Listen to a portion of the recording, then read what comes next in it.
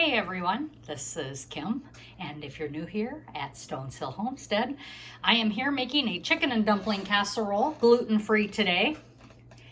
And I am taking my casserole and I am pouring some melted butter in there to start. This recipe is not normally gluten-free, but I'm making it gluten-free for me today. And I am winging it. I'm using some Epicure products. I am affiliated with Epicure, however, I am in no way selling this. If you want it, there's the link in the bottom. Don't feel obligated. It's just, I am being very transparent here, and I want you to know that I do sell Epicure. That's why I have so many videos with it. So I've put a 1/4 cup of butter in there. It says unsalted, but I know that Epicure seasonings don't add sodium. They are very low sodium. I'm using this home-style chicken stew to make this. And on the back, you can see sodium for this is 350 milligrams. And as it's prepared, it's 500 milligrams. So hardly any salt, sodium compared to normal, what you would see on other packages. So I am just going to run this butter all over this and get that in there. The next thing I need to do is take my chicken, and I am using my canned chicken that I canned in January of this year. Listen to that seal. Boy, was that nice. And I'm gonna dump that in here. And when I do this, I'm also gonna shred the chicken in the bottom. And because there's broth in here, I'm just gonna leave that broth right in there. The recipe does call for chicken broth, so I'm just going to add that in here and get this chicken out of this jar. Many people call it ugly chicken. They can call it ugly, whatever. I call it delicious. It doesn't look the best in the jar. It has that weird look to it, but I just love this chicken, and I'm just going to cut up some of these chunks in here and spread that out. So this is a 2-quart, that was a 2-quart jar. It calls for 3 to 4 cups of shredded chicken. And this is exactly what a quart is. So I had got this chicken at a great deal this past winter, and it was really cheap. I paid like $1.49 a pound for fresh chicken. This is no antibiotics, farm raised, all that good stuff, free range chicken. So that's what I did, and I thought, man, that sounds so good. So I went and bought 80 pounds and I canned it, and I am so thankful to have that on the shelf. So once I put this in there, I need to whisk together my flour and my baking seasoning. So it calls for all-purpose flour, and I use Bob's Red Mill 1-to-1 baking flour. You can get this through Azure Standard. Most grocery stores carry it as well. And it is 1 cup of all-purpose flour. And there's my 1 cup. Then I need 1 1/4 teaspoons of baking powder, which I use Rumford's aluminum free. Many people use Rumford's because it is aluminum free. I am one of those people. So there's 1 teaspoon and 1/4. There we go. Then I need 1/4 teaspoon of salt. I use Redmond's Real Salt. And again, you can get this from Azure Standard, or you can get it straight from Redmond's. And there's my salt. And I need to whisk that together with some milk. And I am adding 1 cup of milk. I can have dairy, so if you can't have dairy, you know what to do to your recipes for this. So I need to whisk these things together. And this was a very different recipe for me because you don't mix this dumpling piece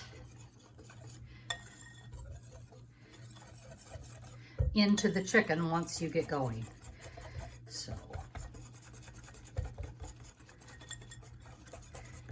I have mixed that all in. I'm going to bring this back into the camera here. And now I need to pour this over the chicken.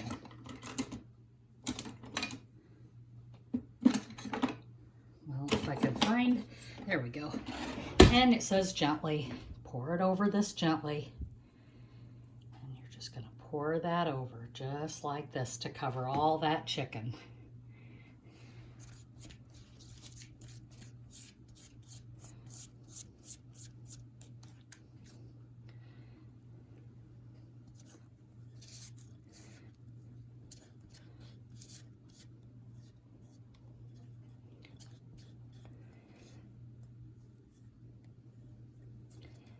Now, the recipe calls for me to take 2 cups of chicken broth and mix it with a can of cream of chicken soup. I am not doing that.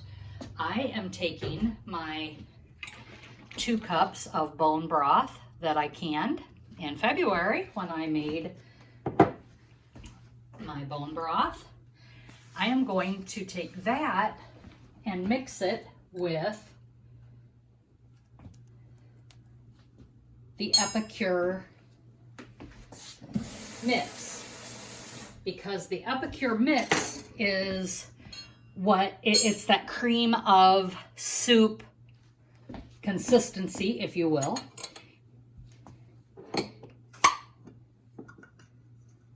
know you're hearing that pop.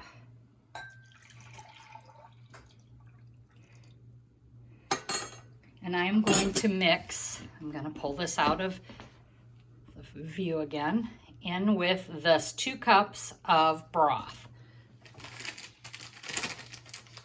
And I know that if I try to mix that in there, it'll probably be messy, but I'm trying to mix it all in just a couple stuff so it's easy to pour. So there is, boy, does that smell good. And I'm just going to tap this down in here. I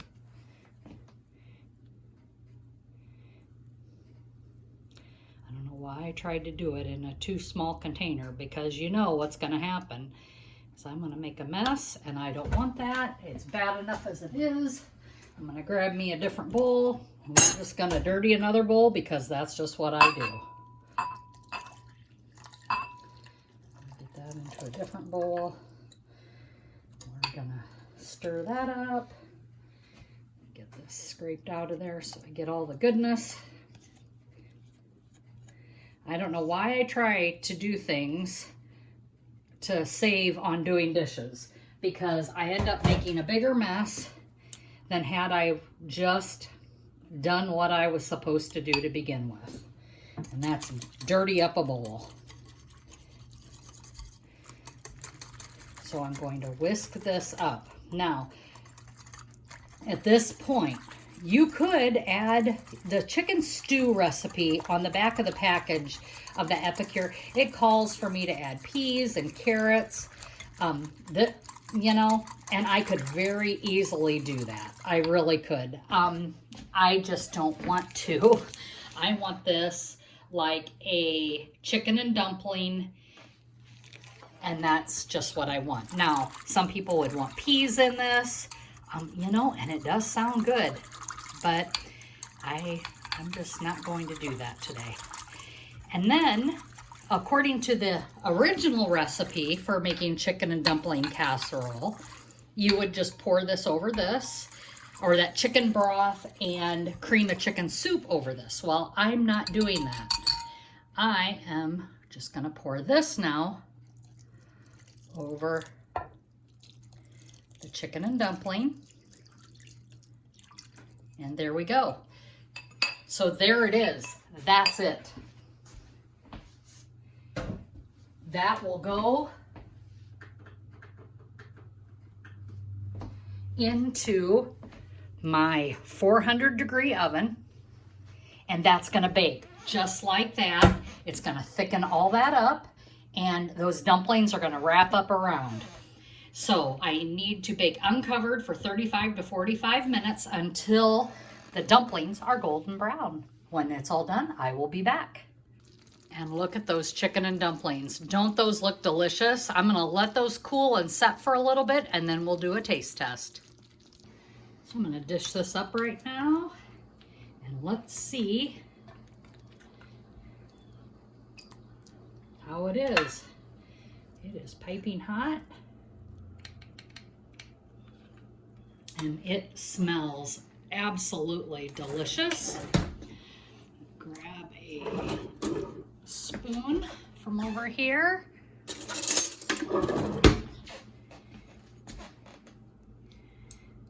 Let's see what we decided about this.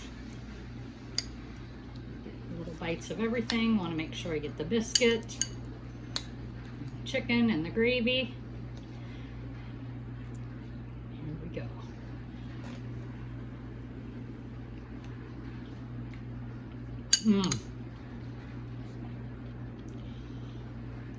This is really good. Using that Epicure Chicken Stew packet on this, I think what I would have done though is maybe doubled the biscuit recipe so it have really covered the top. But it's not needed. This is perfect. Oh, this is really good. And being that the Epicure is low salt, it still has plenty of seasoning with my chicken broth that I canned. And of course my canned chicken. I do add salt to the canned chicken. Absolutely delicious. This is a keeper. This is for the win. Okay, so the next recipe that is gluten-free that I am working on is black bean brownies. And I'm gonna tell you, this came from Bonanza Bean and Bonita Bean. This is out of Morris, Minnesota. These are some great friends of ours, and I am gonna show you the recipe as well. I will tag them, but they raise beans. My husband hauls beans for them in his semi.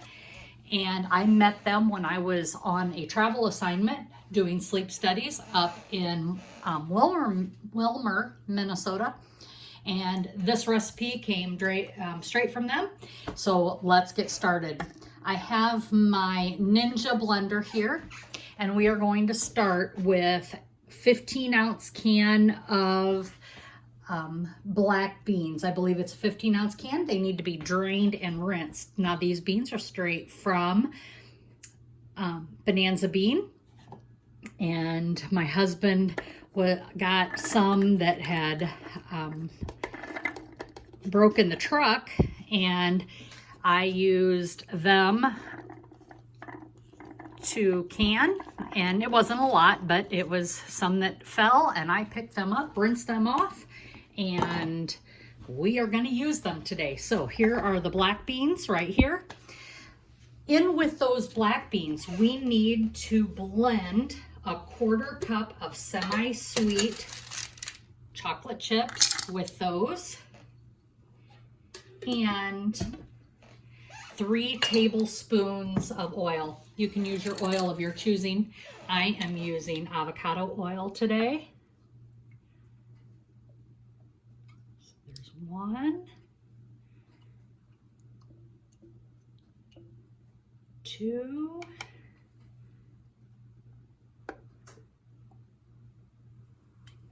3, 3. And like I said, use the oil of your choosing. Just, you know, watch your flavored oils. Some of those olive oils are pretty strong. So I'm going to add this on now. Gotta fit this right there. And I'm going to grab my Ninja blender and I'm just going to shake down some. Go.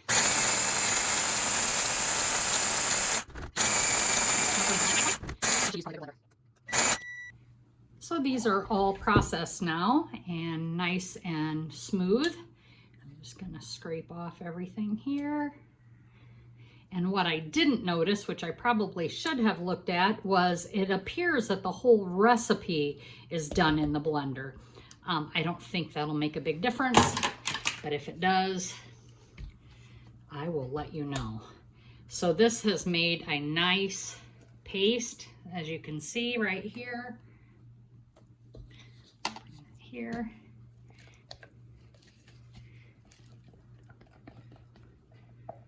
So these beans are unsalted. These are not salted beans.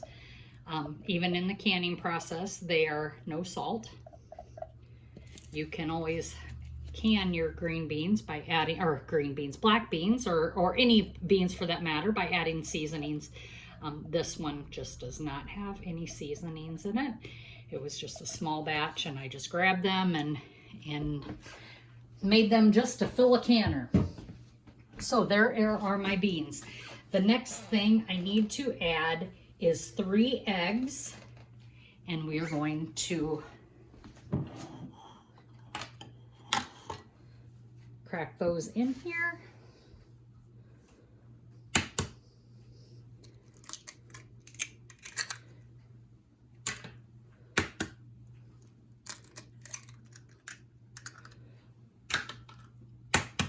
And it says room temperature eggs, so pull those out if you need to.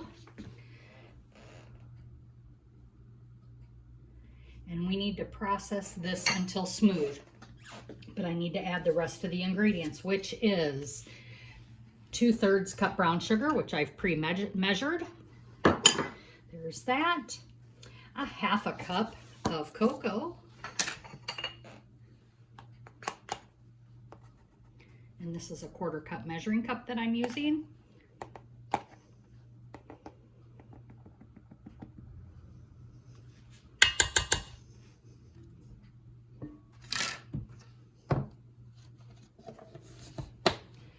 One teaspoon of vanilla extract.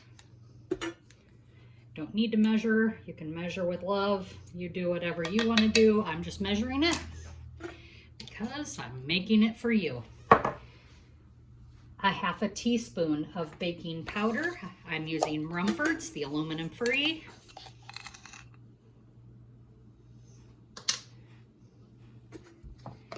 An 1/8 teaspoon of salt.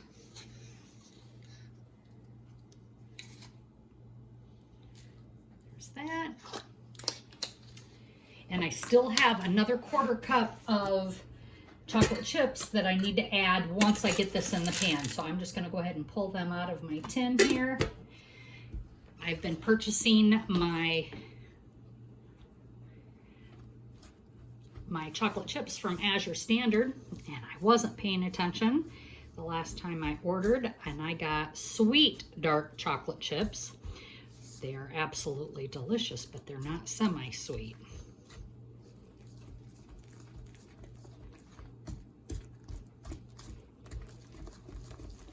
So we need to mix this until everything is blended nicely.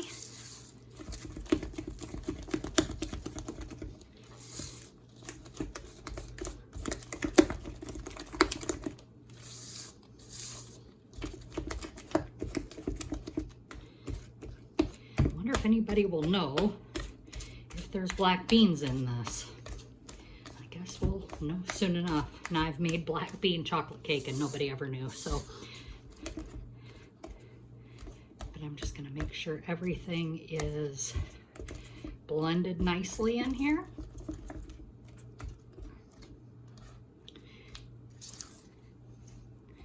And there we go. Now we're going to add this. to my 8x8 baking pan. I need to spray that. Let me grab my olive oil spray.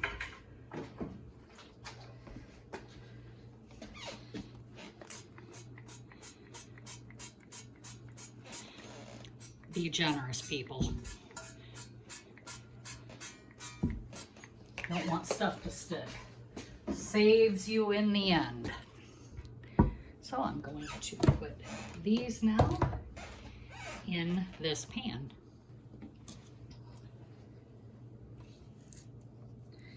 And you see little bits of those chocolate chips that were blended in the batter here.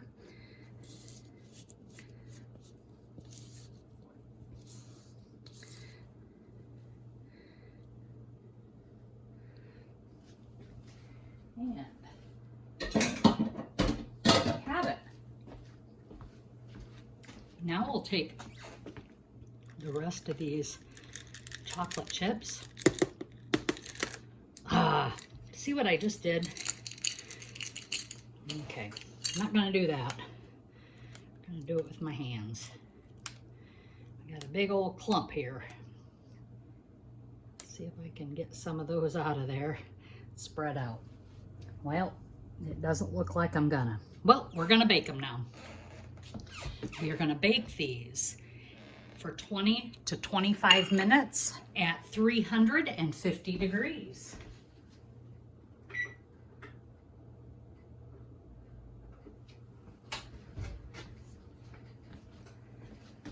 And we will be back when they're done. And here are the brownies. And here's the brownies completed. And they are definitely more cake-like. And here you see me trying them, and it's just too hot. They're crumbly. They're falling apart. I'm not sure about the texture. They have a great flavor. They are really good. However, I think that the texture might turn some off, but it is cake-like. And I like a more fudgy brownie, but the actual flavor is really good. So thanks for joining me. And as always, be blessed and have a great day and laugh as much as you breathe.